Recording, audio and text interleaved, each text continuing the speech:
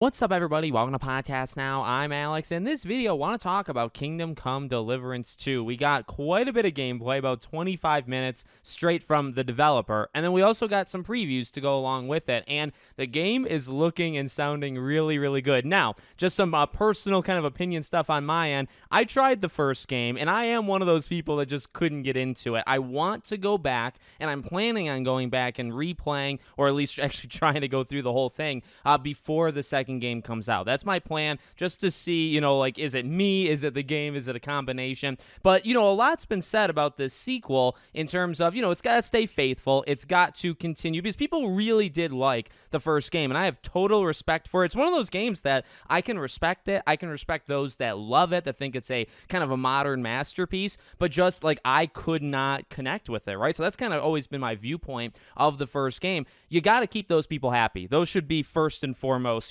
like your main customers. Then you expand, and obviously you have to improve things, right, from 1 to 2. But you're also, you're trying to get more people, and that is a big goal with the second game, is to make it a little bit more accessible, right, for different kinds of players. And we're hearing a couple different ways of how that's going to play out, and we can see it now, right, in terms of the gameplay and, again, some of the previews that are going on. So from what I've seen, I am really impressed. And I want to start with one of the things that I love hearing pretty much whenever it's any open world game. If you say this, you almost immediately get me.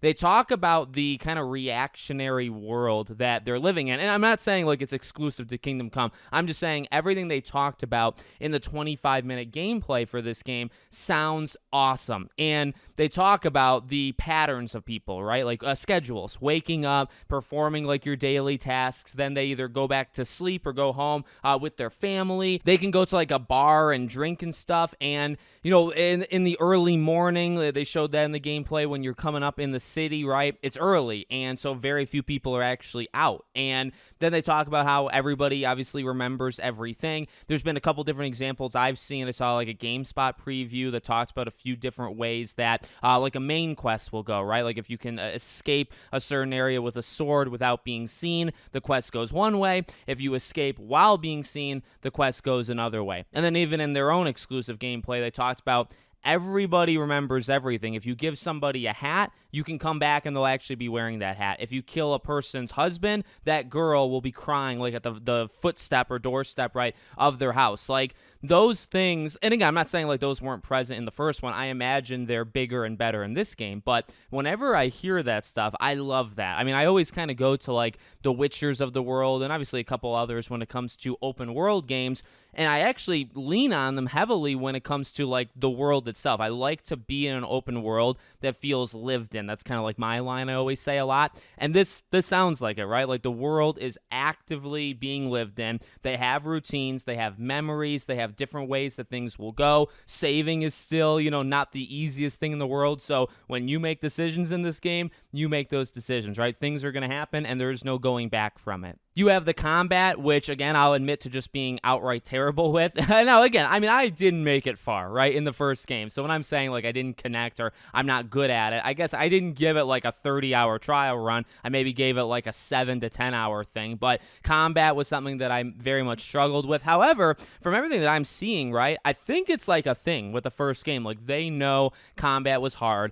That definitely wasn't accessible, and they're trying to make it a little more so now. I always like how it looks. I really like how combat looks in these games with, having to kind of match up. You have like that star system, right? And being able to block at the right time, strike at the right time. And I mean, it's a little bit like it's a weird mixture of realism and also kind of cartooniness, right? Because you'll strike somebody on the head, and like the realistic part is like kind of the weight and the time it takes, and they might have blood, coming from like their forehead. But I mean, like the unrealistic thing is like, okay, well, you would have just done something very different to them in real life if that was the case, right? But I like that. I like that kind of cartooniness mixed with the realistic thing. And again, they talk about the combat. They talk about that not only has it been improved, new weapons, right, versus the first game, but that it's going to be something that's going to hopefully, get new people in and make them kind of happy. There were, and this is something I noticed in the 25-minute gameplay thing, like, and they've talked about it, the game is going to be a big game, a huge game, actually, right? It's going to be, I think they talked about like 80 to 100 hours is kind of the number going around. That's absolutely insane, right? It's absolutely, I guess not necessarily a bad way. It's absolutely insane just in terms of the actual number. But when you have a game like that, you're going to run into problems. And I'm not saying, like, here's the thing. When a game comes out, I like it to run. For the most part, I would even say, like, mostly. I mean, like, I don't give scores, so it's not like I necessarily dock points, right, if a game does terribly in the performance department. But you don't like to see a cyberpunk situation. I don't want my game crashing, and certain technical bugs can take you out of the experience. So, that's just something to keep in mind. But also, when you're watching, I mean, I'm playing it right now, right, the 25-minute thing, there's several instances where, like, there's some choppiness. I think there's a camera thing that's going on in one of the scenes that's a little weird. Some of the stabs, like when he grabs somebody and stabs them, like, it's very weird, right? Like, it's not a legitimate stab, or it'll kind of go through somebody, like, in a weird way. So there's small things like that. Again, as long as they're not game breaking, or I guess experience breaking. For me, it tends to come down to the experience breaking part. As long as it doesn't do that, I mean, a game this big, and also, like, this team is not like an 1,000 person team, right? This is still a relatively small team for the size of a game that they're making.